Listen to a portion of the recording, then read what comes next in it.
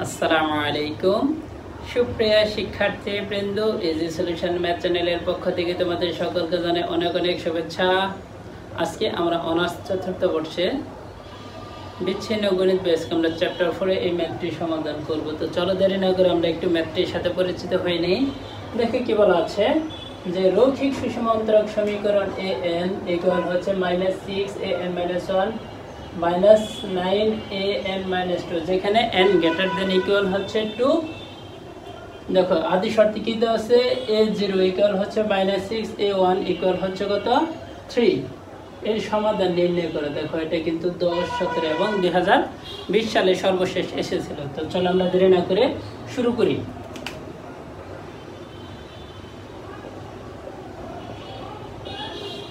প্রদত্ত অন্তরক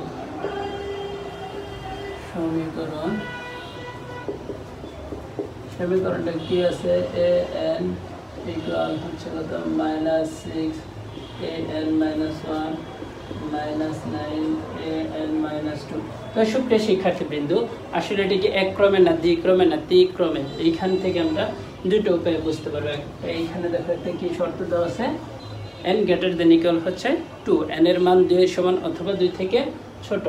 তার মানে দেখো এখানে কিন্তু দ্বিঘাত। অথবা আরেকটা উপায় হচ্ছে যে আমরা যখন যে সমীকরণটা দেওয়া থাকবো দেখবো যে n এর সাথে কত মাইনাস আকারে আছে, 1 আছে না 2 আছে। যদি 2 থাকে সর্বশেষ, তাহলে এটা হচ্ছে দ্বিক্রমে।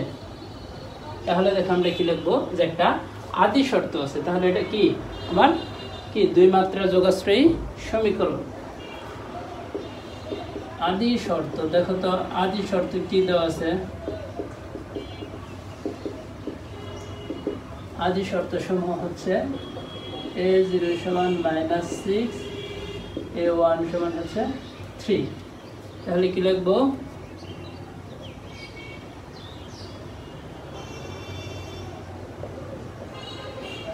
প্রদত্ত সমীকরণটি ধ্রুবক সহগ বিশিষ্ট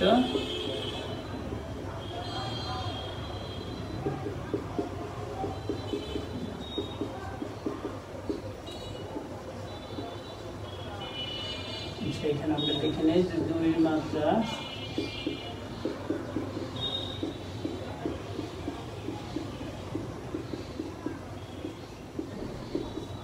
যোগাশ্রয়ী সমীকরণ। তাহলে এখন এই সমীকরণ থেকে আমরা কি করব, সহায়ক সমীকরণ বের করব।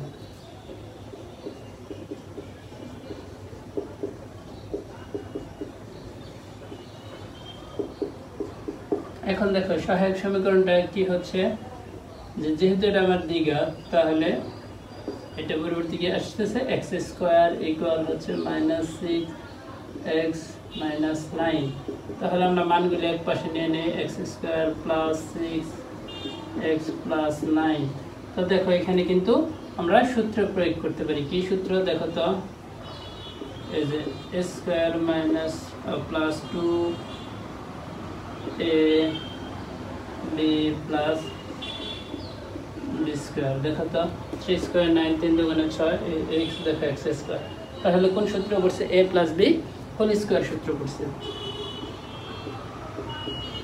তো এটা কিন্তু কয়বার আছে, দুইবার আছে। কিভাবে দেখো, x + 3 × x + 3 ইকুয়াল 0। তাহলে এখান থেকে আমরা কি করব, যে x এর মান নির্ণয় করব। সুতরাং x সমান থেকে x এর মান যদি বের করি -3, এখান থেকে কি পাচ্ছি -3 পাচ্ছি। তাহলে দেখো এখন আমরা কি করব, সমীকরণটি সাধারণ সমাধান।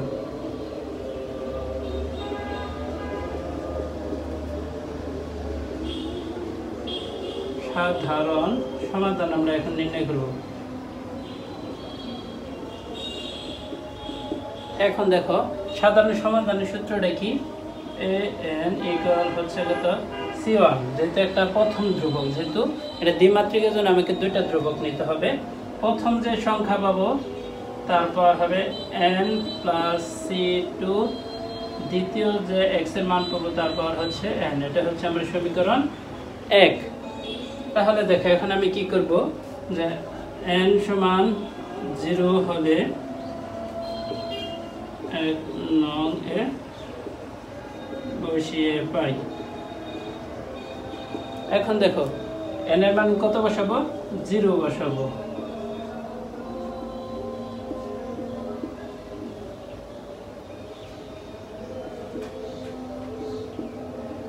এখন দেখো a0 এর মান কত পাইছি? এই দেওয়া আছে আমার আদি শর্তে -6। তাহলে দেখো কোনো কিছুর পর 0 মানে হচ্ছে কত? 1। c1 এর মান কত? ইনটু 1 প্লাস c2 অংশের মান হচ্ছে কত? 1। কারণ আমরা জানি কোনো কিছুর পরের মান 0 হচ্ছে কত? 1। তাহলে এখান থেকে আমরা কি নির্ণয় করব? c1। সুতরাং c1 সমান -6 c2। তাহলে এটাকে আমরা দেব 2 নং সমীকরণ। তাহলে দেখো আবার কি করব, যে n সমান 1 হলে 1 নং এ বসিয়ে পাই।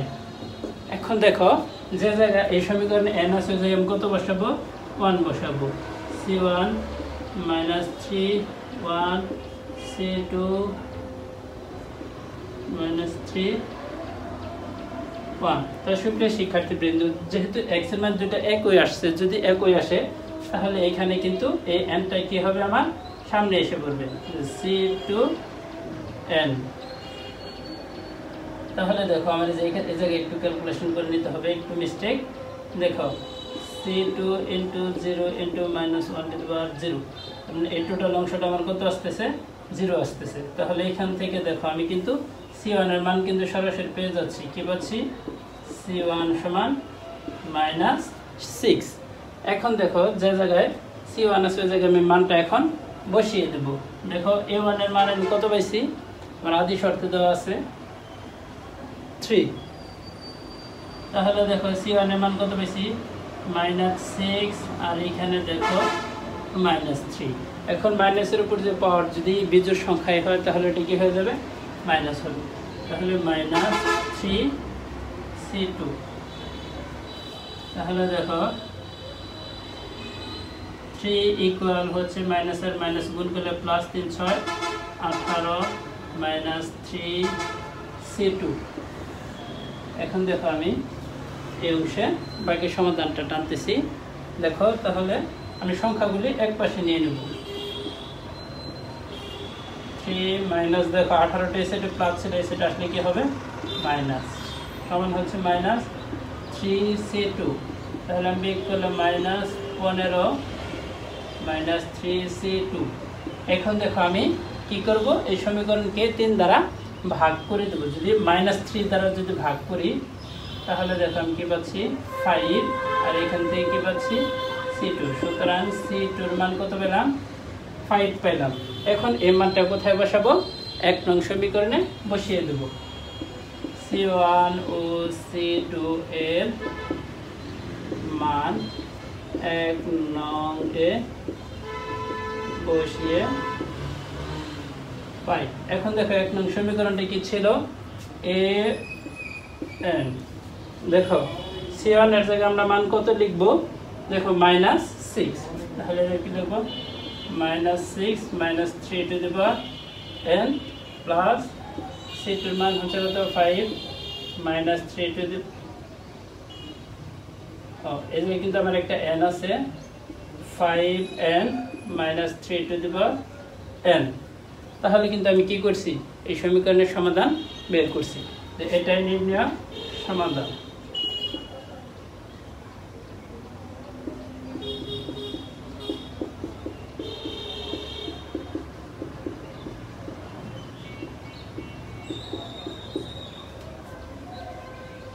আশা করি তোমরা সকলে বুঝতে পারছো। এর পরবর্তী ভিডিও পেতে আমাদের চ্যানেলটি সাবস্ক্রাইব করে দেবে এবং পাশে থাকা বেল বাটনটি অন করে দেবে। সকলে সুস্বাস্থ্য কামনা করে এখানে বিদায় নিচ্ছি। আসসালামু আলাইকুম ওয়া রাহমাতুল্লাহি ওয়া বারাকাতুহু।